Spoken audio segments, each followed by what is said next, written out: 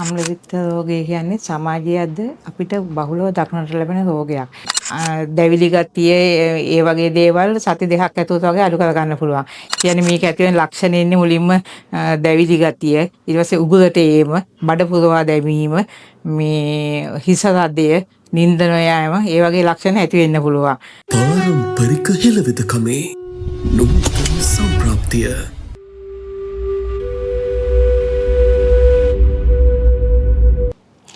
ආයුබෝවන් ගතසිත සුවපත් වෙන සුවදායි දවසක් වේවා කියලා ප්‍රාර්ථනා කරනවා ඔබට. ඉතින් අද අපි කතා කරන්න හදන්නේ වෙල්නස් සිලෝන් ආයුර්වේද රෝහලත් එක්ක එකතු වෙලා මේ ගතසිත දෙකම අඩපණ කරන රෝගයක් තමයි අම්ල පිත්ත රෝගය හෙවත් ගෑස්ට්‍රයිටිස් රෝගය කියන්නේ. ඉතින් අපිත් එක්ක එකතු වෙලා ඉන්නවද ආයුර්වේද මීගොඩ ආයුර්වේද රෝහලේ හිටපු ජ්‍යෙෂ්ඨ වෛද්‍ය ලක්ෂානි ජයතිලක මහත්මිය ඔබ ආදරෙන් පිළිගන්නවා මහත්මිය.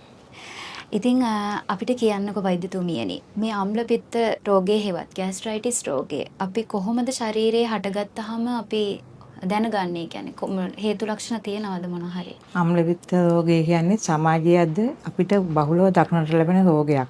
මේක ආමාශයේ ඇතුළත බිත්තිවල පටකවල තියෙන ප්‍රදාහ තත්ත්වයක්. ඒ කියන්නේ අපේ ආහාර විහරණ රටාවේ වෙනස්කම් ප්‍රධාන වශයෙන්ම තියෙනවා.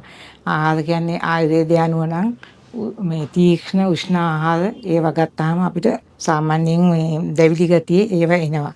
මේ විහරණ රටාව කියන්නේ දැන් අපි කෑම විශේෂයෙන් උදෑසන ආහාරය අනිවාර්යයෙන්ම අපි ගන්න ඕනේ.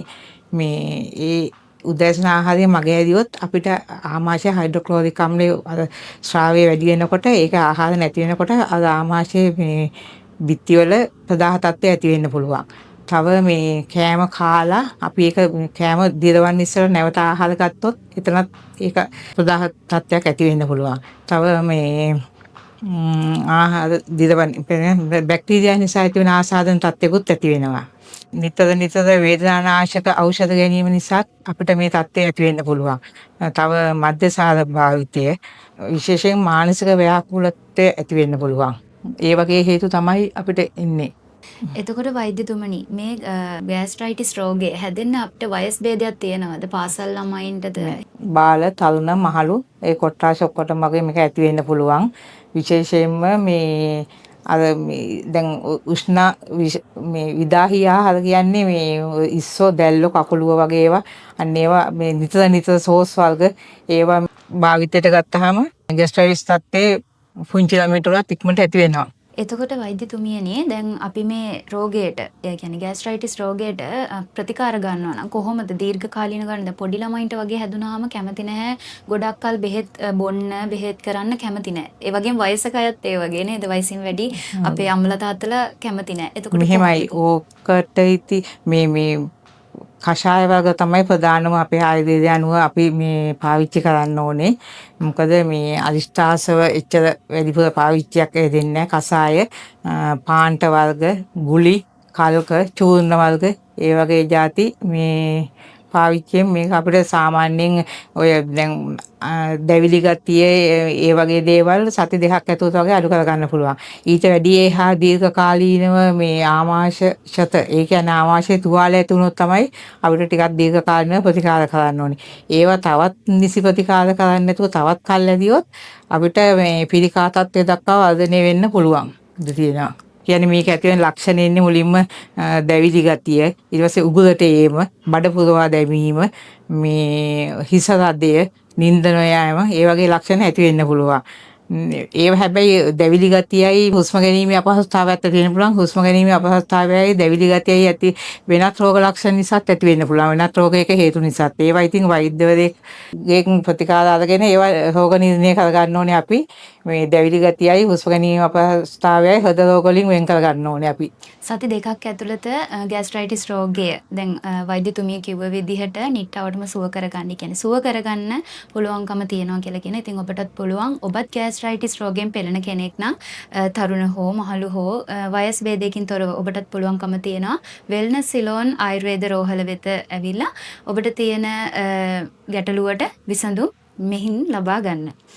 ඊළඟට වෛද්‍යතුමියනි දැන් මේ ගෑස්ට්‍රයිටිස් රෝගේ හැදුනහම අපි ගන්න ඕන ආහාර රටාවක් තියෙනවද? අපි තන්තු සහිත ආහාර ඒ කියන්නේ මේ ධාන්‍ය වර්ග, එළවලු වර්ග ඒවා වැඩිපුර පාවිච්චි කරන්න ඕනේ. මේ අල්ප වශයෙන් තෙල් සහිත කෑම ගන්න ඕනේ. ආම්ලිකතාව අඩු ආහාර ගන්න ඕනේ. මේ හැබැයි විශේෂයෙන් කියන්න ඕනේ මේක මේ සනීප වුණත් තමන්ගේ චර්යාවන් පුරුදු මේ මග ඇරලා මේ හිටියොත් ආයි හැදෙන්න පුළුවන්. අහිතකර ආහාර වගේ එනවා නම් ඇත්තටම මේ අධික මේදේ සහිත ආහාර හොඳම නැහැ.